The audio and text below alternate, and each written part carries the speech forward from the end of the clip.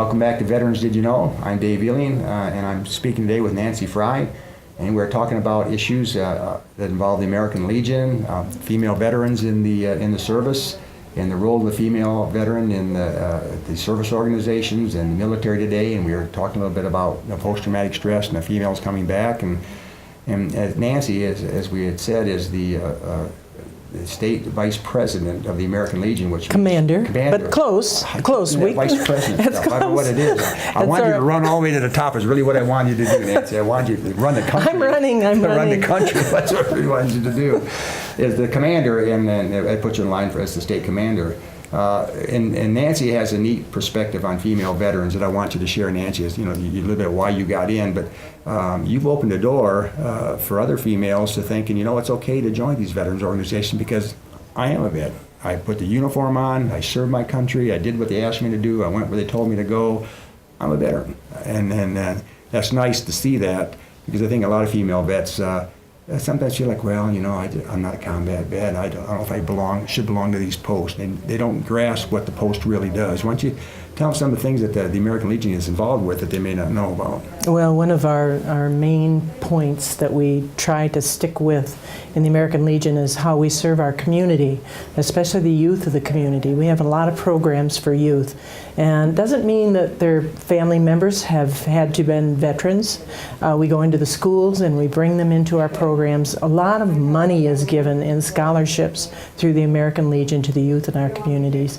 But I joined the American Legion and was very inactive for a number of years. I was busy with other things in my life, and that could be what some of the female veterans are saying. I don't have time for this organization.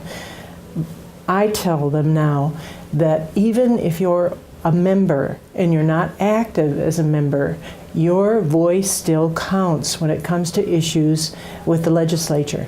The number, whenever we go before the legislature to talk to them, legislators, to talk to them about an issue, we can say we have X amount of members in Michigan who are aware of what is happening politically, and that they are watching closely to see if you care about veterans issues. And having had run for political office, I understand what that means. And even though there are times when you have to say no as a legislator to some kind of legislation, you still need to be aware of what's going on in your community and who the people are. So that is one of the reasons why I say join even if you cannot be active. And then when the time comes when you can be active, then there is a role for you. And you will find that role very quickly, because the American Legion has so many different areas for you to be a part of. I wanted to tell you, Dave, why I joined the military. I was in 9th grade at Muskegon High School, and we had to write a theme. They called it a theme in those days. Not an essay, a theme. And we had to write a theme on what we were going to do when we graduated from high school. And I was looking around at what I could do that would be an important part of my life. My father had been in the Navy, my uncle was in the Navy, I had aunts who were in the military, and I was very, very proud of them as I looked at their photographs in uniform and knew that they served our country. I thought, this is where I want to put some of my time in my life. And I went down to see a recruiter when I was in the 9th grade and sat down with the recruiter and asked, what exactly do I have to do in order to join? In this case, I had chosen the Air Force. And the recruiter smiled, but was very good, and gave me a lot of information, a lot of paperwork to take back. And that was my goal. When I graduated from high school, within 2 weeks, I was on the plane heading for Texas for basic training. And I was so proud. The whole 4 years I was in the military, I was extremely proud of serving my country. And I had some benefits too. I was the first woman who was chosen to be Airman of the Month in California at the base I was at.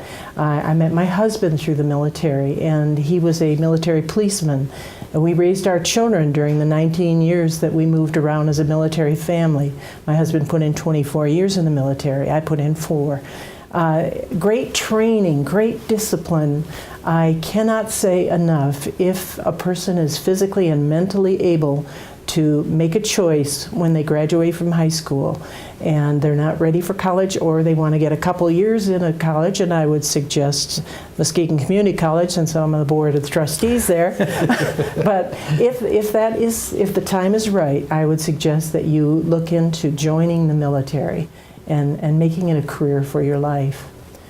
And the jobs are there. Again, as we said earlier, all the jobs in the military, just about every single one of them are open now. There used to be that, well, you can't go into this because you're a female, you can't go to that job or this job. And now submarines, doesn't matter, any job just about that the military has is open to anybody who wants to get into it. So that opens a lot of careers that a lot of females don't think about, thinking, well, what do you mean I can be a fighter pilot? What do you mean I can fly aircraft? Or I can be an astronaut? Or I can be on a submarine. Yes. I can be on a ship. Exactly. I can be the commander of a ship. Do they call them a commander? Commanders, yeah. Okay. Navy's commanders. Yeah, not We're having presidents. I know that president, commander. We're working through that.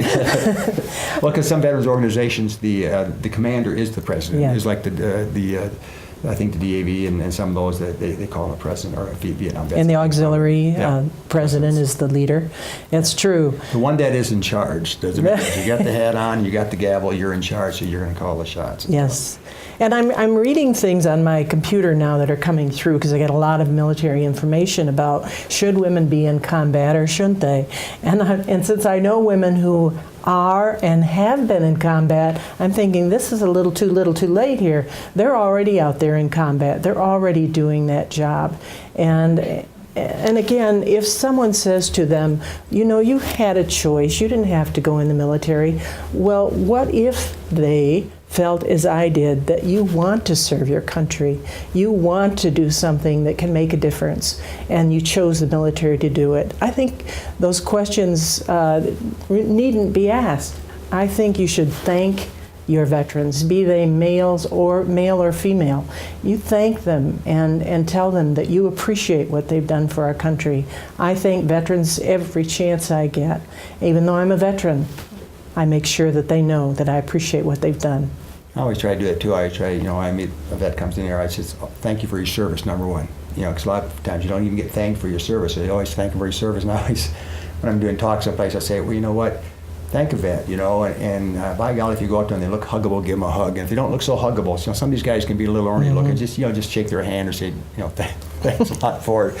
But it means a lot because, you know, every veteran, I don't care who they are, has sacrificed because you go away from your home, you're away from your family, and you're doing a job, and sometimes that job puts you right smack in harm's way, or a long ways away from your family. You can't get back for situations and when you need to, and there's that separation thing. But that's the life we chose. We chose to do that, and with that service to our country signed a little contract with us and said that basically, should you become injured as a result of your service, we'll compensate you for that injury and we'll treat you for that. And that's mainly what we do here. The veteran service organizations and the Veteran Service Center is when that active duty military person becomes a veteran, and that is when you leave active duty, your veteran status. And then that opens up the VA, whatever else. And so that what we want to do and what we're here for, is that when you become a veteran, you come home and you've got issues as a result of your service. We want to make sure that you're getting the care that you get, you're made available to the programs that you've earned because of your service, and you understand what the numbers, and that we'll get back to that in just a minute. We need to take another break here, but I want to talk more about the numbers that people that belong to the organizations, because with politics, if you got a big block of money or you got a big block of votes, you're going to get their attention. And we got the votes. We may not be rich, but we certainly got the votes as veterans. We have the votes. We're back in just a few minutes. Thank you.